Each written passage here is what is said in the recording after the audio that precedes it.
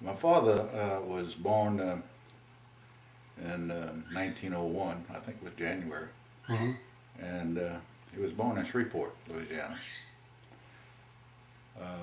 His mother was Irish Catholic, uh, beautiful auburn-haired Irish woman with freckles, and my father, my grandfather was uh, a smith from Arkansas. We don't know what he was. He claimed Scotch-Irish, and his job, he worked for my grandfather worked with newspapers. He was a linotype operator. Those are the guys who set the type for the paper. They actually make the type through using a machine that stamps out the letters, and then they put them in proper order. Uh, and so that was his job. He was working for a newspaper in Shreveport at the times. Later on, he transferred or quit and went to work for the state, New Orleans State's Hmm. paper, which eventually became part of the Times-Picayune, which still exists in New Orleans. And they moved to New Orleans. He was about 11 years old, I believe, when his mother died. And she died at childbirth. She had a baby and died conceiving that baby, and then the baby only lasted about 2 weeks, and then it also died. That would have been the seventh child.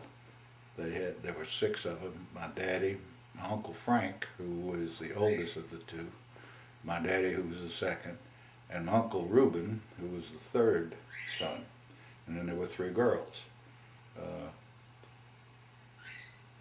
Aunt Elfleda, who actually went, we didn't know very well because she lived in Little Rock, Arkansas, and I think I can remember seeing her twice in my life. And my aunt, what's my aunt's name? But both of them lived here in Atlanta. One of them was a Hartsfield.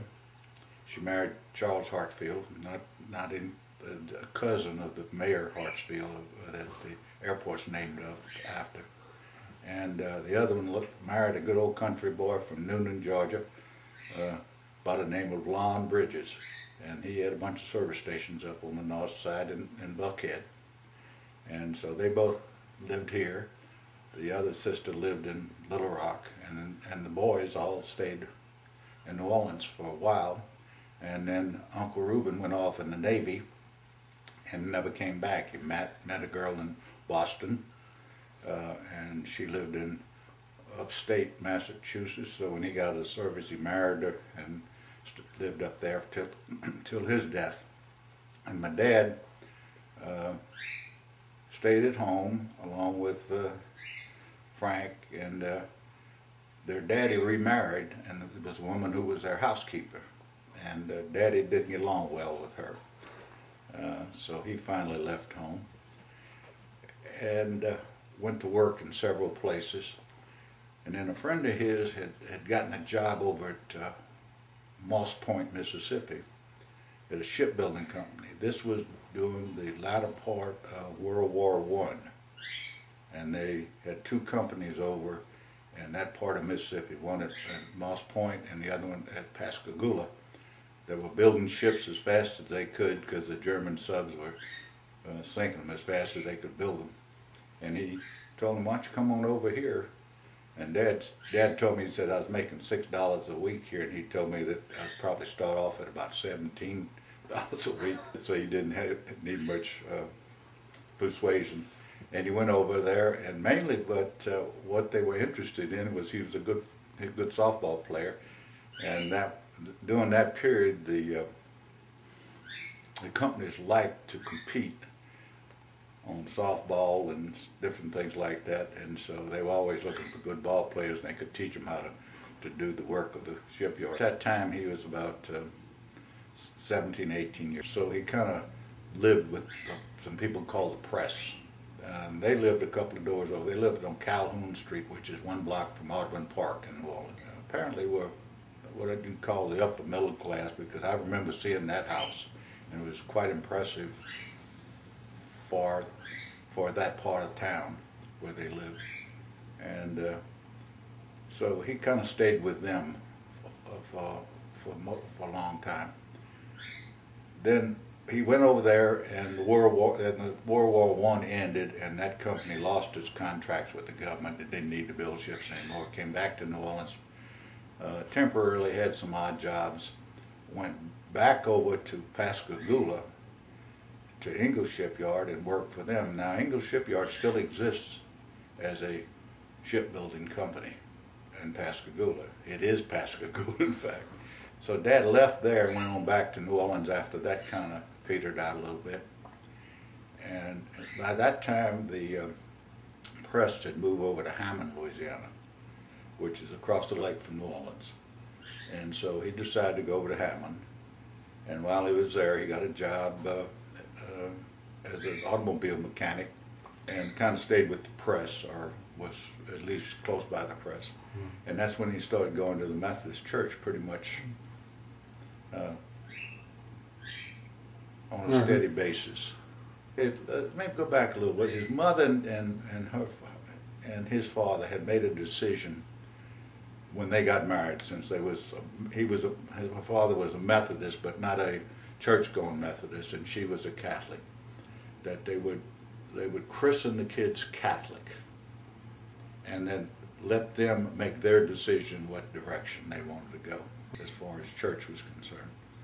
My daddy attended some Catholic church, but most of the time, because of the press boys who were Methodists, he attended the Methodist church, and enjoyed it, and got involved with what they called the Epworth League back then. It's now was the youth mission of the church. And Daddy learned how to say prayers and to read scripture, and became involved with the Christianity. Do you know how young he was when he first started going to the Methodist church? He was in his, not quite in teens even. He was kind of I probably have to say 8 or 9 years old at the time. And but he always had a feeling about the church, and that something about the church kept drawing him to it. He pretty much went to church everywhere he went for after that. But when he got to Hammond, he pretty much got really involved in it. And the preacher at that church in Hammond, and I don't remember his name, although I have a copy of something that tells his name, realized that Daddy maybe had a direction toward. So one night he had gone to church, and he told the preacher after, he said, "I'd like to talk with you about something," because he had a feeling that he wanted to go into ministry. The preacher said, "Well, Al," he said, "I've been wanting to talk to you. Why don't you come on over and have a cup of coffee and we'll talk about it." It turned out they wanted to talk about the same thing. Daddy wanted to talk about maybe becoming a preacher, and the preacher wanted to convince him he needs to become a preacher. So it was kind of an interesting situation. But Daddy only had a grammar school education at that time. Wow. Now the reason for that, and this regress a little bit, is because when his mother died, his father got sick with what they called printer's lung back then. And actually what it is the inks that they used back there had a lot of lead in them, I understand. And they would get lung problems from it. And it always referred to it as printer's disease. So the household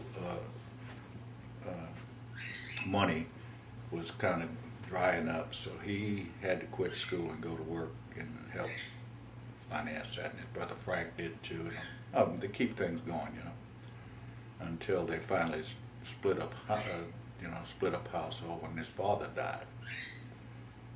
So anyway, he went over to Hyman and went to work doing mechanic work. I never knew my dad was a mechanic, but apparently he was talented even in that area. And so the preachers told him, he said, "Smitty, since you don't have," he says, "I want to see if I can arrange for you to get into Centenary College in Shreveport, which is a Methodist college."